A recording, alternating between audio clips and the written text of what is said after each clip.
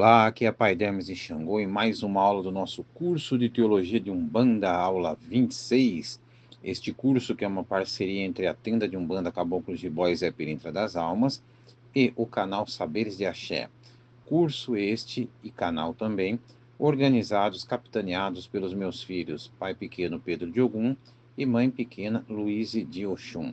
Agradeço muito a eles a iniciativa, a insistência de fazermos tanto o canal quanto o curso, e agradeço a você que nos acompanha, acompanha esta aula, acompanha o curso, acompanha as outras playlists. Muito obrigado por você se inscrever, ativar as notificações, compartilhar, colocar, externar as suas sugestões, suas dúvidas, seus comentários, participar do grupo do WhatsApp, que é concomitante à publicação de cada aula. Nesse grupo nós trocamos ideias, materiais complementares e fazemos crescer cada vez mais esse diálogo, esse debate fraterno. O tema de hoje, Orixás Obá e Euá, muitos umbandistas não conhecem, ou conhecem de nome, ou conhecem às vezes de pequenos vídeos nas redes sociais, ou algum texto escrito, enfim. Mas vamos lá. Obá é a orixá do rio Níger, irmã de Yansan. É a terceira e mais velha das esposas de Xangô. Alguns a cultuam como um aspecto feminino de Xangô. É ainda a prima de Euá, a quem se assemelha em muitos aspectos. Nas festas da fogueira de Xangô, leva as brasas para seu reino, símbolo do devotamento, da lealdade ao marido. Guerreira e pouco feminina, segundo os padrões mais tradicionais, esse pouco feminina, né? Quando repudiada pelo marido, rondava o palácio com a intenção de a ele retornar. É muito interessante perceber que, por ser a mais velha, ela representa a anciã, ou se não anciã, mais madura, a fase da menopausa, aquela esposa, às vezes até com aspectos masculinos, na visão mais tradicional do que seja feminino e masculino, e ao mesmo tempo é uma amazona, uma guerreira. As amazonas também traziam esse aspecto considerado mais masculino, embora também carregassem elementos ditos femininos segundo uma dicotomia mais tradicional do que seja masculino, do que seja feminino. A sua saudação é Obaxirê, salve a rainha guerreira. E o sincretismo principal é com Santa Joana d'Arc, cuja festa é o dia 30 de maio. Santa Joana d'Arc, ela é padroeira da França, é uma guerreira que viveu no século XIV e foi condenada à fogueira num processo forjado com acusações de feitiçaria. Feitiçaria, claro, aqui considerado no mau sentido, na verdade, tudo aquilo que se contrapunha à ortodoxia católico-romana.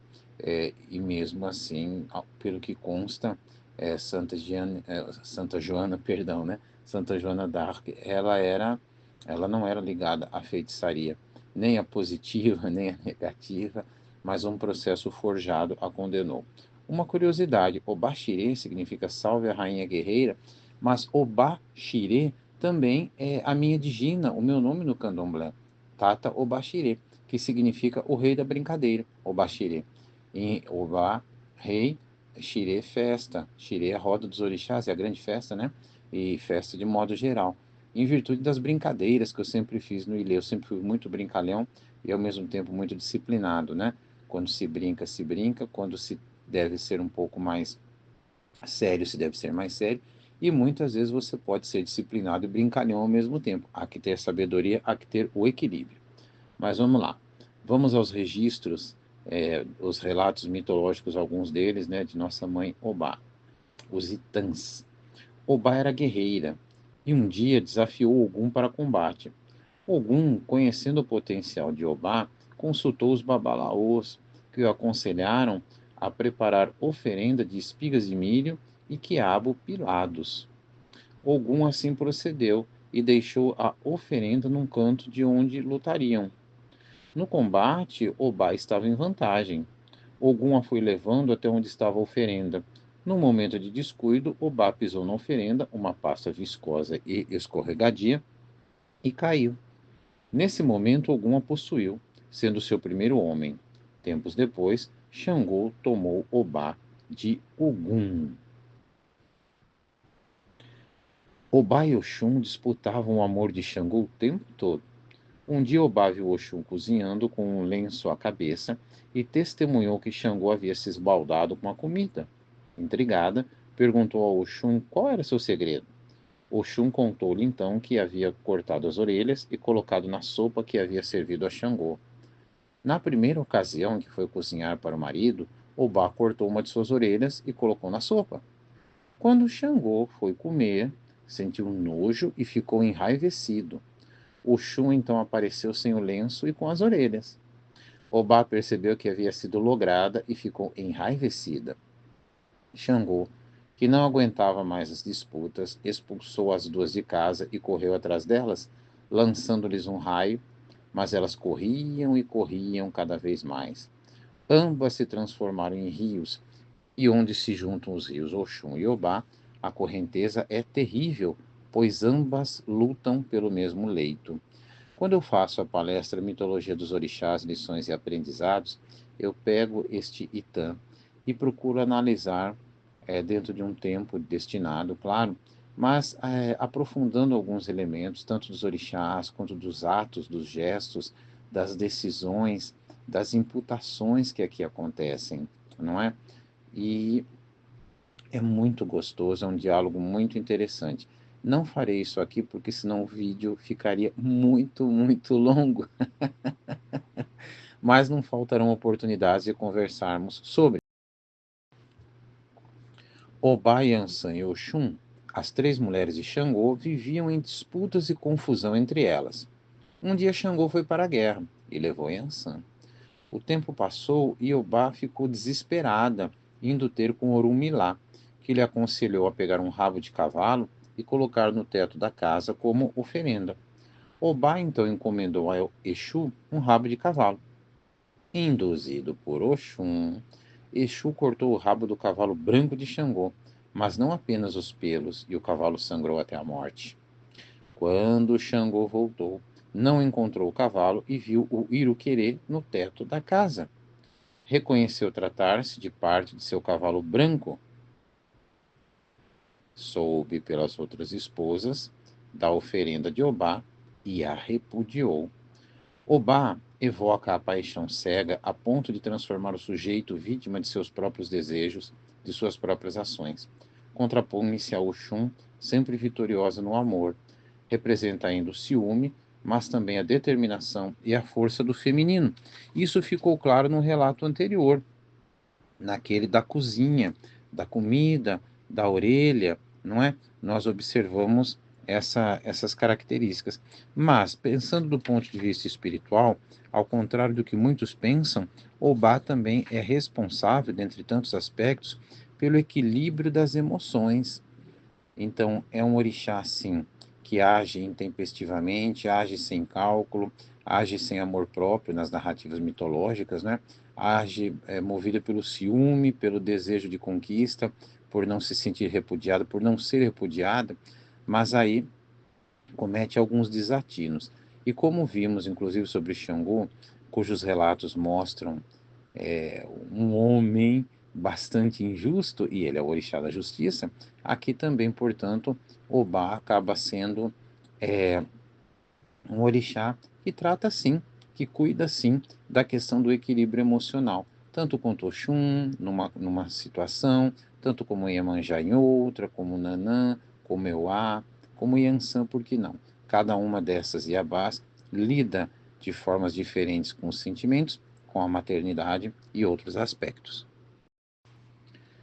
Ieuá, hein, minha gente, um orixá tão pouco conhecido na nossa amada Umbanda, é um orixá, inclusive, com é, é, muitas interdições no candomblé, até para ser feita, ser preparada, como se chama, e outras casas, outros dirigentes já têm uma abertura maior, é, não veem alguns preceitos ao pé da letra, perdão, e acabam, sim, preparando uma filha de Euá, preparando seus assentamentos. Há também filhos, por que não, desta Iabá como de outras, enfim, é uma situação muito interessante, mas vamos nos ater aqui à nossa Umbanda e a características gerais, claro, né? Repetindo, é pouco cultuada na Umbanda, não quer dizer que suas filhas não existem e não batam às nossas portas Particularmente, como eu disse, na nossa casa, quando é apontado que um filho é de tal orixá, a gente prepara esse filho de qualquer maneira. Euá é a divindade do rio Euá, também Ieuá, né? Melhor dizendo, também conhecida como Iauá, considerada a dona do mundo e dos horizontes, ligada às águas e por vezes associada à fertilidade. Em algumas lendas aparece como esposa de Obaluaê ou Mulu, já em outras é a esposa de Oxumaré, relacionada à faixa branca do arco-íris, seria a metade feminina desse orixá. Protetora das virgens, tem o poder da vidência, sendo senhora do céu estrelado. Por vezes é confundida com Inhansã, Oxum e mesmo Iemanjá. Além do arpão, seu símbolo mais conhecido, pode também, o arpão, que é o seu símbolo mais conhecido, né? Pode também carregar um ofá, um arco e flecha dourado, né? O ofá, arco e flecha. Uma espingarda ou uma serpente de metal. Também é simbolizada pelo raio de sol, pela neve e pelas palmeiras em formato de leque. É um orixá pouco cultuado na Umbanda, como dissemos, uma iaba pouco cultuada, e sua saudação é Riró, perdão, Riró ou Riró. É difícil falar até para um piracicabano. É Riró ou Riró, que significa doçura. E o sincretismo de Euá? Ah, o sincretismo de Euá é principalmente Santa Luzia. Santa Luzia, cuja festa no dia 13 de dezembro, também festa de Oxum Opará, ou Apará, é uma das Oxuns mais ligadas ao jogo de búzios. A Santa Luzia também se associa ao Oxum Apará, olha aí, com boa visão de jogo. Mártir que teve a garganta cortada no século XV por não ter querido contrair núpcias, certamente tornou-se padroeira dos olhos em virtude do seu nome que vem do latim lux, luz. Ela não quis contrair matrimônio, a Santa Luzia. E Euá, ela tem decepção amorosa, ela se refugia no cemitério, ela é a padroeira das virgens, também tem um olhar especial para as mulheres que sofrem, que são repudiadas, enfim, já vimos um pouco disso ao tratar de Obá, e aqui reaparece com um outro aspecto.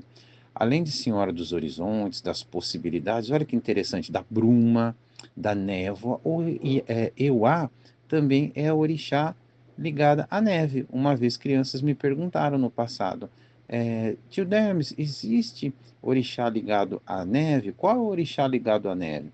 E aqui nós temos nossa mãe Euá. E relatos mitológicos temos? Claro.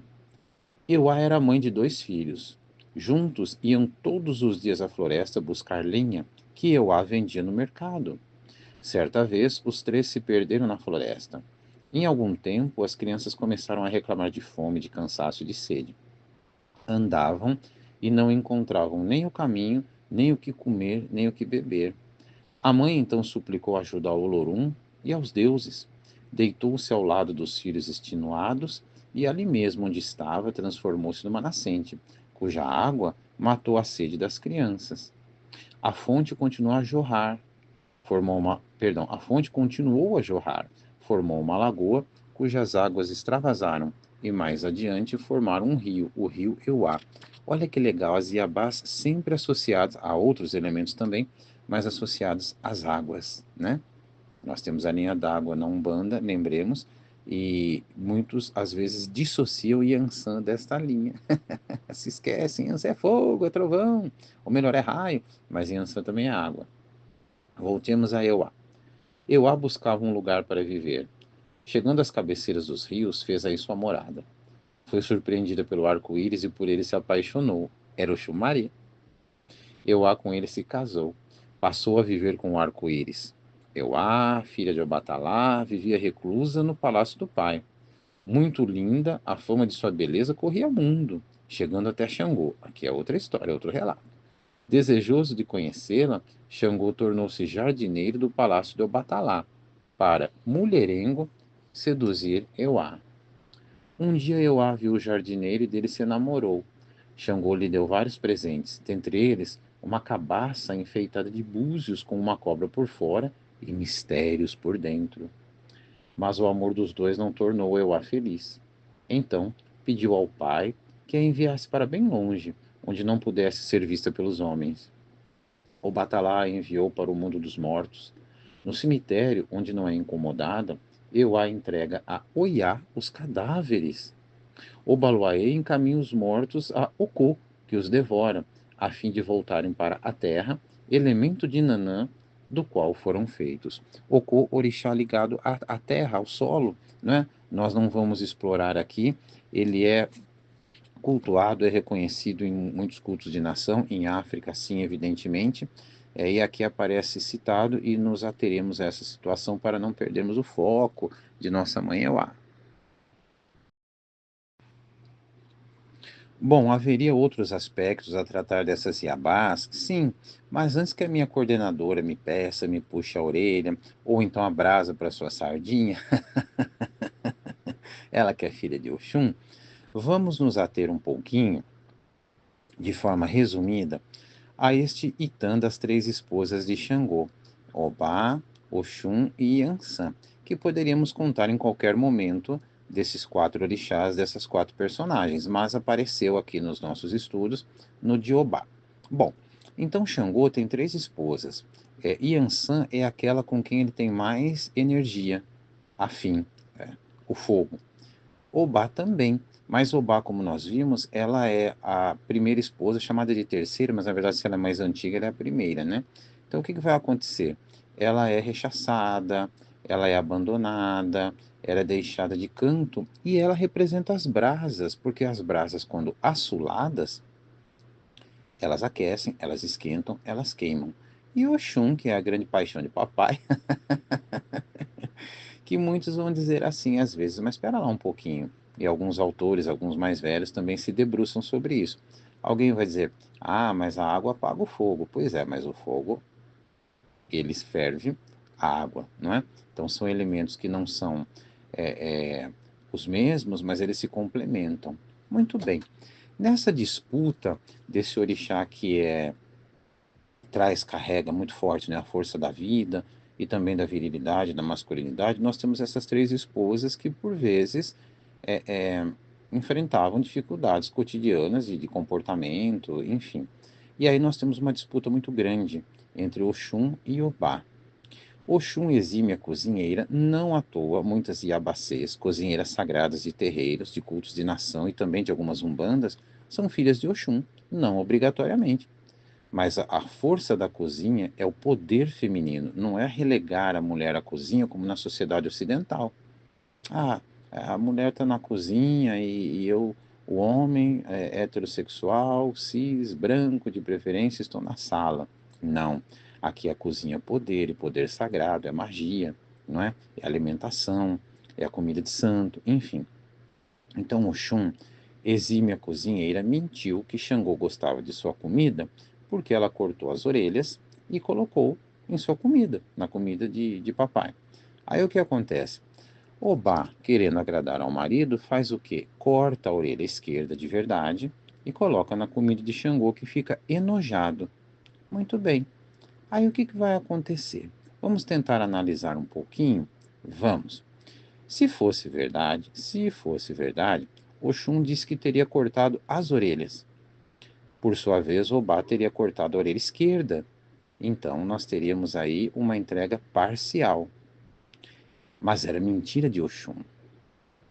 Iobá se mutilou. Então aí nós temos uma grande lição, que é não adianta se mutilar pelo outro num relacionamento, qualquer nível que seja, namorado e namorada, namorado e namorado, namorada e namorado, trisal, pai e filho, pai de santo e filho de terreiro, não adianta se mutilar, porque o outro vai ser o primeiro a renegar você que se mutilou. Então temos isso. Segunda informação que trata inclusive da universalidade dos mitos, além dos seus aspectos específicos, de um povo específico, de uma cultura específica. Orelha, em latim, significa aurícula, né? A palavra aurícula, da palavra aurícula veio orelha. E, por sua vez, aurícula significa pequena vagina. Ora, isso em latim e depois em português. Nós não temos isso em Yorubá. Não é a mesma origem a palavra. Mas o que acontece aqui? Não é a mesma palavra, né? Mas o que acontece aqui? A associação da orelha ao órgão sexual feminino, a vagina ou a vulva, de modo geral, aparece aqui muito forte.